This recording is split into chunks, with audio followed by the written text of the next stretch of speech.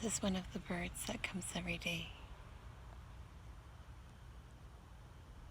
At first there was one, and then there was two. Sometimes there's three.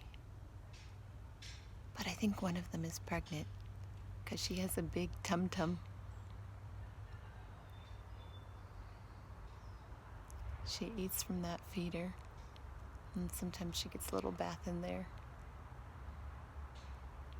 I love having her around.